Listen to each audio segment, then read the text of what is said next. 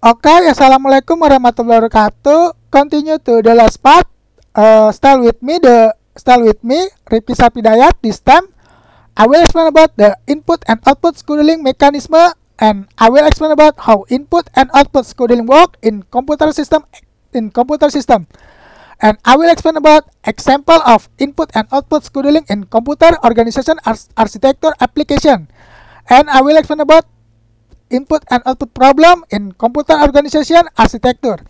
And I will explain about example of input and output problem in computer organization architecture. The first, I will explain about IO scheduling mechanism.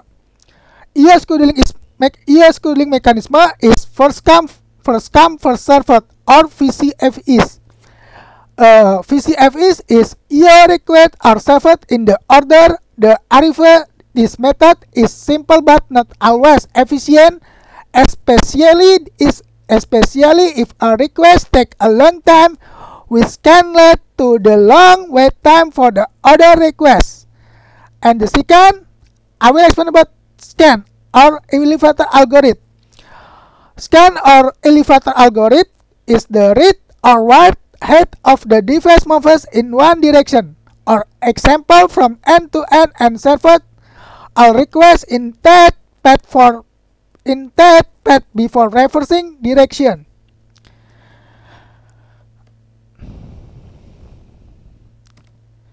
And next, I will explain about how to schedule IO in working computer system. How to schedule IO in working computer system. And the first, request QQ. IO requests made by program or device are stored in QQ. The operating system then select requests from the QQ based on the scheduling algorithms used. And second, IO controller.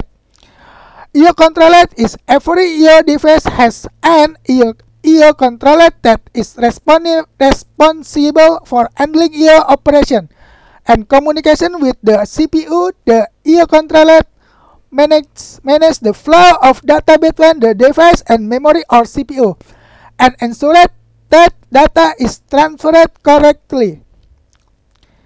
And next, I will explain about example of IO scheduling in application architecture organization computer. The first, data transfer to storage. Data transfer to storage is if multiple programs attempt to write to disk simultaneously. The operating system uses IO scheduling to determine the order in which data is written to disk. 3B, reducing access time and increasing efficiency. And the second, shared printer user. Shared printer use is in a network that has one printer for multiple computers.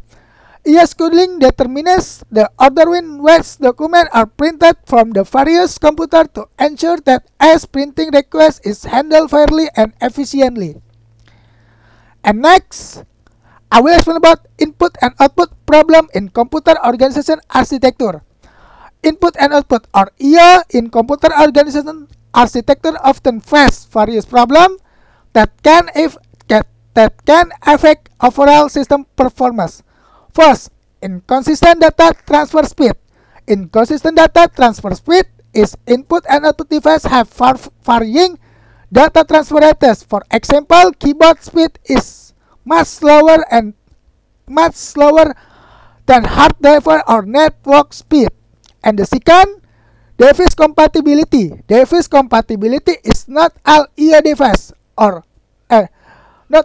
IO devices are compatible with all computer systems. These compatibility issues can result in the device failing to function properly or even being undetected by the system. Thank you.